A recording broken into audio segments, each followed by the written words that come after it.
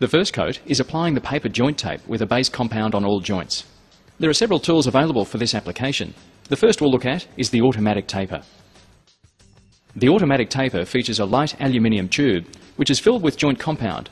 Drive wheels in the head pull a piston inside the tube to force joint compound out onto the moving tape in a precisely metered amount.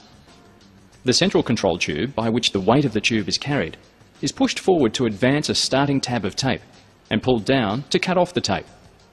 On the lower end of the tube is a lever. It works the creaser wheel behind the taper head.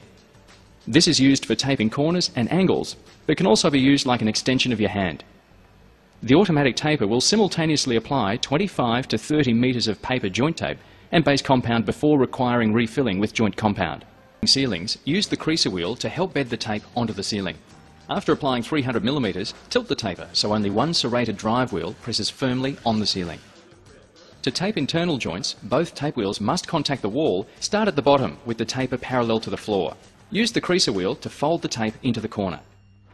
Always ensure that the tape wheels are turning and not dragging along the wall. This can cause all paper tape must be bedded in. For horizontals, start in the middle of the joint to avoid wrinkles, as the tape stretches slightly. Applying the brake and sweeping the box away from the wall 300mm from the end. Using the same technique, turn around and coat the remaining 300mm. The handle brake use the Tape Pro corner roller. The corner roller beds the tape into the corner and forces out excess joint compound. Before use, check that the rollers spin freely and have some lateral movement. Check that no compound has built up behind the rollers. Place the roller into the middle of the corner and lightly run it up and down the joint a couple of times, with little pressure to ensure alignment.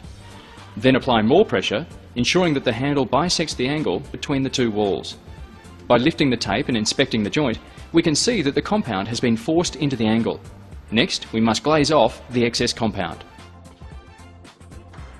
Position the corner finisher at the top of the internal, ensuring that you are bisecting the angle.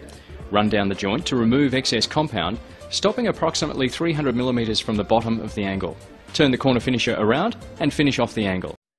Apply pressure on the lid to force compound out through the finisher and run it up the joint. Reverse and finish off in the other direction, sweeping the tool away from the joint. The finisher applies compound and feathers the edges in one pass.